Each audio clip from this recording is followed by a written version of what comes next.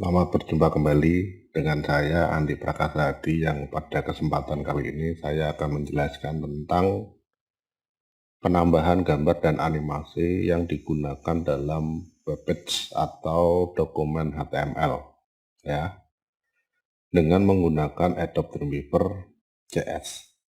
Nah, ini bagian dari mata kuliah desain web. Di dalam pengaturan penyisipan gambar dan animasi ada beberapa hal yang perlu diperhatikan, yaitu yang pertama, di sini kita sebaiknya menempatkan file gambar dan animasi dalam satu folder. Jika tidak dalam satu folder, buat folder tersendiri yang menjadi satu dengan file HTML-nya, ya. Itu. Kemudian yang ketiga yaitu menggunakan alamat relatif atau relative path. Yang keempat, menggunakan tipe file gambar atau file animasi yang sesuai untuk dokumen HTML. Kemudian yang berikutnya yaitu menggunakan resolusi yang rendah, ya. Nah, sebagai bagian dari pengaturan perintahnya di sini sudah disiapkan beberapa hal yang berkaitan dengan dokumen HTML, yaitu sudah disiapkan satu folder yaitu bahan image dan anim, ya, yang mana di dalam folder tersebut berisikan animasi, contoh-contoh animasi, dan juga ada beberapa gambar, ya. Nah, gambar di sini ada yang tipenya original, yaitu cukup besar, ya, yaitu ukurannya 1280 kali 960, dan ada yang ukuran small, ya. Nah, di sini 149 kali 112. Nah, nanti akan dicoba juga beberapa model penyisipan gambar dan penyisipan animasi dengan ukuran yang sebenarnya dan ukuran yang sudah diperkecil. Nah, setelah itu satu folder yang ada berisikan gambar dan animasi ini dibuat di dalam My Document. Berarti nanti untuk file HTML-nya itu juga harus disimpan di dalam My Document. Jadi file HTML satu folder dengan folder untuk menampung gambar dan animasinya, ya, itu. Nah, ini beberapa hal yang berkaitan dengan gambar dan animasi. Nah, untuk yang selanjutnya yaitu menggunakan absolute path, ya, menggunakan relative path, ya. Nah, relative path di sini kenapa? Karena absolute path di situ menempatkan file folder atau menuliskan alamat file folder yang ditentukan secara lengkap mulai dari drive, folder, dan file. Nah, sebagai contoh di sini file.2//h. Nah, H ini untuk menunjukkan drive-nya. Wallpaper mobil ini untuk menunjukkan foldernya. 2.jpg untuk menunjukkan filenya. Ya, sedangkan kalau relative path di sini tidak spesifik drive dan foldernya, ya. Jadi langsung image line /data/apc/2.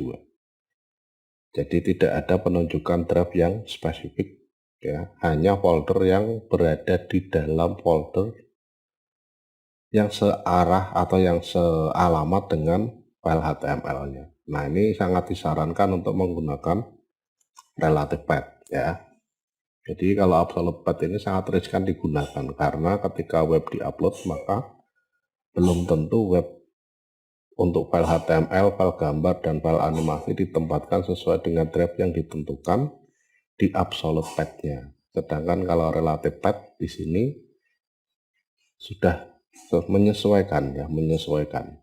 Jadi pada saat diupload nanti file link, gambar, dan animasi itu akan ditempatkan di folder yang menyesuaikan dengan posisi ketika file-file tersebut di-upload.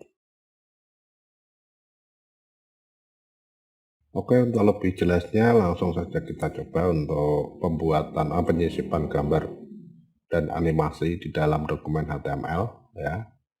Untuk perintahnya nanti kita bisa menggunakan menu insert, kemudian pilih image ini untuk menyisipkan gambar, ya. Kemudian kita arahkan ke dalam folder yang berisikan gambar, ya. Nah, misalkan di sini gambar pertama. Nah, ini berarti menunjukkan bahwa file tersebut masih belum menggunakan relative path. Kenapa tidak menggunakan relative path dokumennya? Karena dokumen ini belum disimpan, ya. Di oke saja. Oke. Nah, kalau kita lihat di dalam kodenya, maka nanti di dalam kodenya di sini akan ditunjukkan alamat spesifik dari posisi gambarnya ya. Jadi di sini bisa dilihat ada file, C, user dan seterusnya ya. Ini berarti menunjukkan folder yang spesifik. Nah, kalau sudah kita coba simpan dulu dokumennya ya. Di save, kemudian disimpan di folder yang sama yaitu my dokumen ya. Jadi karena bahan dan image anime ini berada di dalam my dokumen, maka proses penyimpanan dokumen HTML-nya di my dokumen juga ya. Nah, setelah disimpan di dalam my dokumen, save, maka di sini nanti akan berubah menjadi alamat relatif ya. Nah, jadi alamat relatif ini akan menyesuaikan dengan posisi file HTML dan posisi gambarnya ya. Posisi gambarnya. Nah, ini sangat disarankan untuk menggunakan alamat relatif. Ya, paling gampang menentukannya yaitu dokumen HTML itu dibuat satu folder dengan folder tempat gambar dan animasinya. Nah, itu ya. Nah, ini untuk menyisipkan gambar cuma seperti itu perintahnya, jadi cukup mudah ya. Nah, kalau sudah kita hapus atau saya hapus, saya ganti dengan menyisipkan animasi. Nah, untuk menyisipkan animasi perintahnya juga cukup mudah. Jadi tinggal klik menu insert, kemudian pilih media, kemudian klik SWF ya. Nah, kalau sudah tinggal dipilih file animasinya, misalkan header ponsel. Oke. Oke. Nah, di sini tidak ada relative path lagi ya. Pemberitahuan pada dokumennya tidak relative path dikarenakan dokumen ini sudah disimpan satu folder dengan folder tempat file animasi dan gambarnya. Oke. Nah, di sini sudah ada animasinya ya. Jadi kalau kita lihat di dalam kode sekarang sudah relative path ini ya, langsung relative path. Nah, bahan image anime header ponsel SWF. Jadi tidak ada alamat pasti ya. Jadi tidak ada alamat spesifik. Nah, ini yang penting ya. Nah, kalau sudah tinggal dicoba, di-save dulu ya, di-save dulu. Dipastikan ini JS-nya masuk di oke ya. Script JS-nya kalau sudah tinggal di preview di browsernya.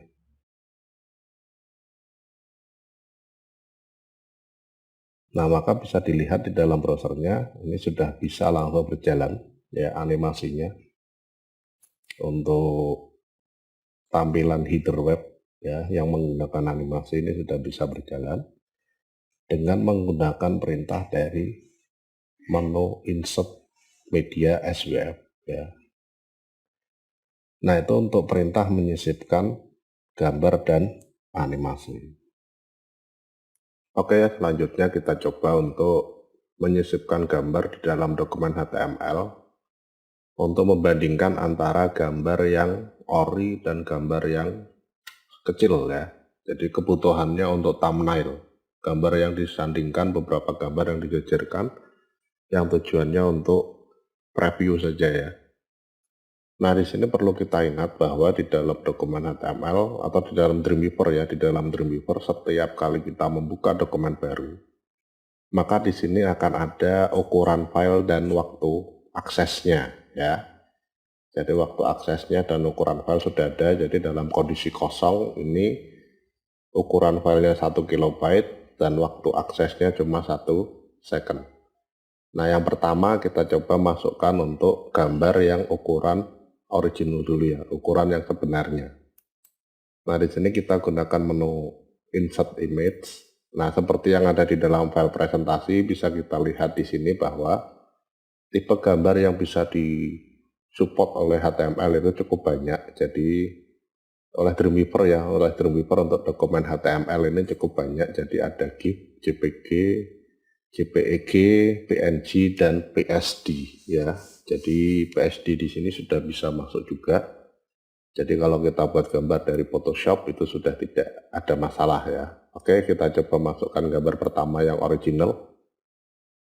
Kalau sudah di oke. Nah, karena kebutuhannya untuk thumbnail, maka di sini saya ubah ukuran gambarnya menjadi 149 ya. Nah, dengan mengaktifkan gambar gembok, maka secara otomatis ukuran tingginya ini nanti akan menyesuaikan ya. Nah, sekarang sudah masuk satu gambar yang diperkecil ya. Ini ukuran filenya menjadi 56 kilo, sedangkan waktu aksesnya 2 second ya.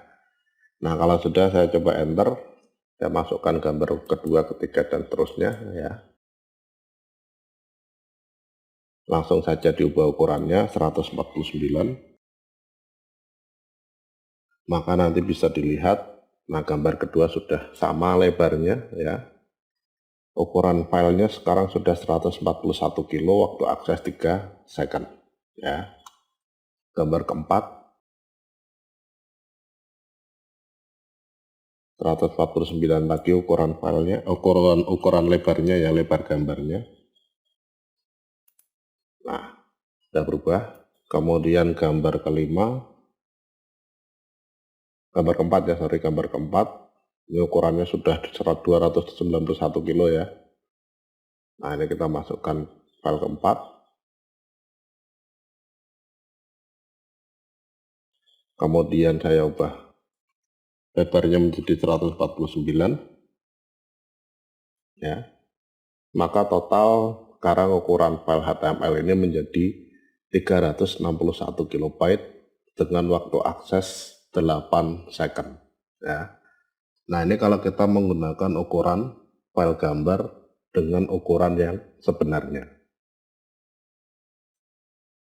Jadi kalau ukuran besar, meskipun ini perkecil ya, di dalam dokumen HTML-nya ini kita perkecil, maka yang terjadi ukuran tersebut tetap dianggap besar ya.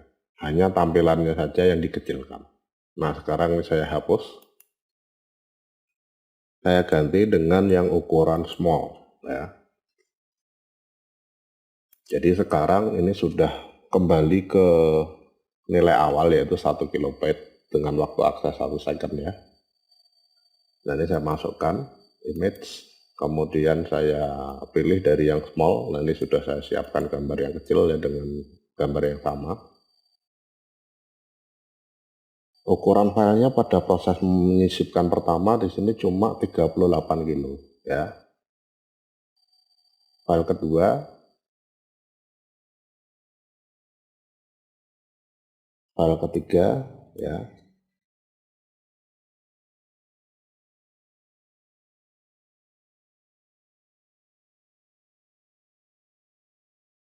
Kemudian bisa dilihat di situ ukurannya cuma 38 kilo ya, 1 second waktu aksesnya.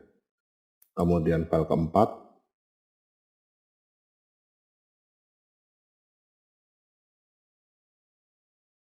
nah ukurannya di sini menjadi total 38 kilo ya, cuma 1 second dengan gambar atau dengan jumlah 4 gambar.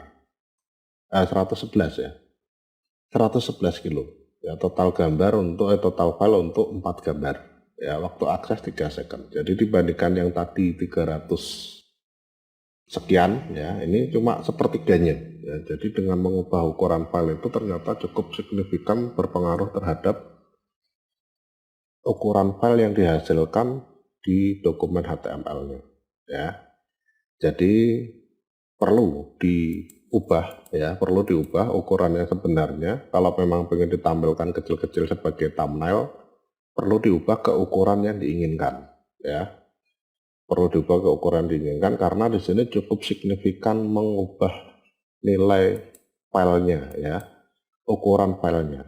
Nah, kalau kita tampilkan di dalam browser ini juga sama, antara yang ukuran sebenarnya dengan yang kecil sama ya. Kemudian yang perlu diingat lagi bahwa resolusi juga berpengaruh terhadap ukuran file. Nah, itu beberapa hal di dalam menyisipkan gambar. Animasi juga sama. Jadi nanti pada saat kita membuat animasi, entah itu dengan menggunakan Flash ataupun Fishmax ataupun yang lain, kita perlu menggunakan gambar-gambar yang ukuran kecil, dan untuk lembar animasinya juga kita perlu siapkan sesuai dengan ukuran atau kebutuhan animasinya, ya, karena itu cukup signifikan mempengaruhi ukuran file dari dokumen HTML. Nah, yang jadi pertanyaan bagaimana cara mengubah ukuran file, ya. Nah, kalau untuk yang anak grafis tentunya tidak kesulitan, ya, tidak ada masalah di sini. Tapi untuk yang prodi lain mungkin dari akuntansi ataupun TI ataupun MI itu akan merasa kesulitan, ya. Nah, di sini akan saya coba demokan satu file, ya, atau beberapa file di dalam mengubah ukuran seperti contohnya di sini ini. Nanti kita menggunakan software utamanya yaitu Adobe Photoshop, ya. Nah, jadi kita buka dulu Adobe Photoshop.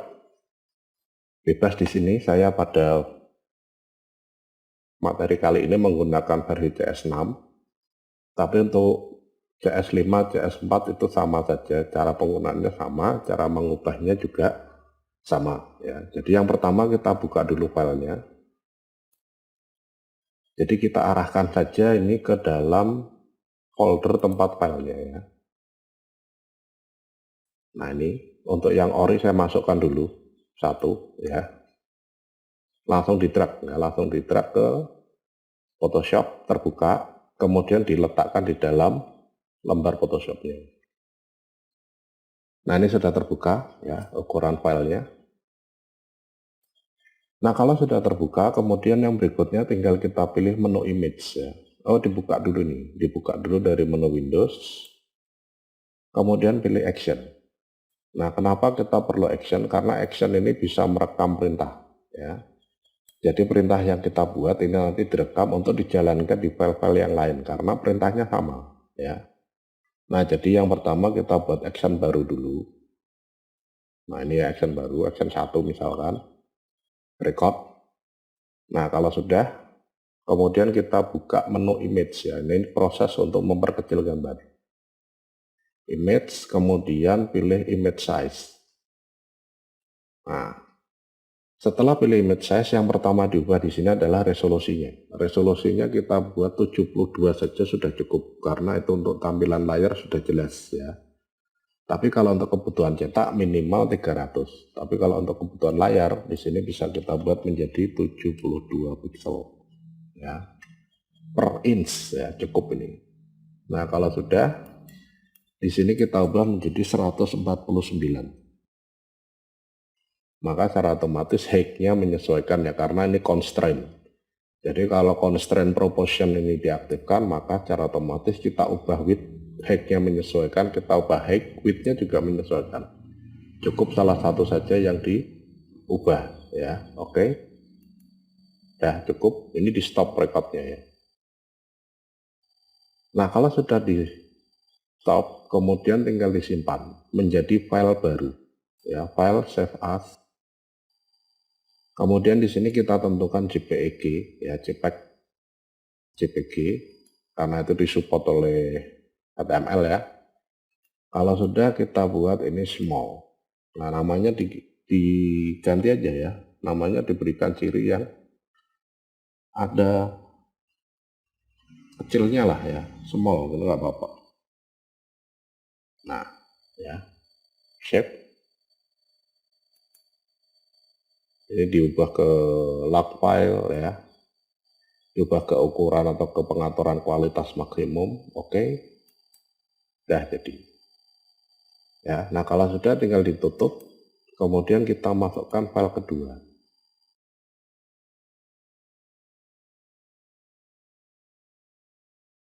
Nah, untuk file kedua nanti pengubahannya di sini cukup dijalankan saja actionnya, ya. Jadi play, klik, dah langsung kecil, ya. Nanti di sini apa namanya, resolusinya sudah 72, ukurannya sudah 149, ya, tingginya menyesuaikan. Nah, ini juga tinggal disimpan ini. Save as, ya, JPEG. Nah, di sini kita berikan penandaan untuk nama filenya, ya. misalkan 3 small.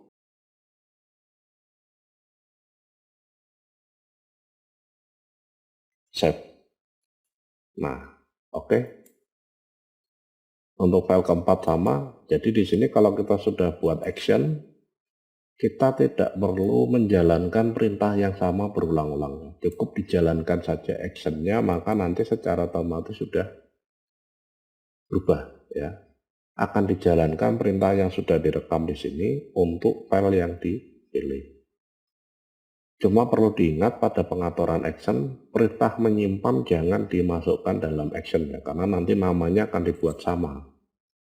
Nah itu yang rancu nanti ya.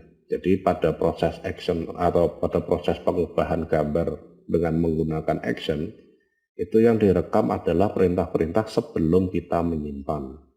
Nah pada saat kita menyimpan, perintahnya jangan direkam ya, untuk perintah penyimpanan jangan direkam, jadi kita simpan satu persatu. Nah ini beberapa hal yang berkaitan dengan mengubah ukuran gambar di dalam Photoshop untuk kebutuhan desain web ya. Nah itu saya kira proses penambahan gambar dan animasi di dalam dokumen HTML untuk webpage ya dengan menggunakan Dreamweaver. Sekian dari saya, semoga bermanfaat. Terima kasih.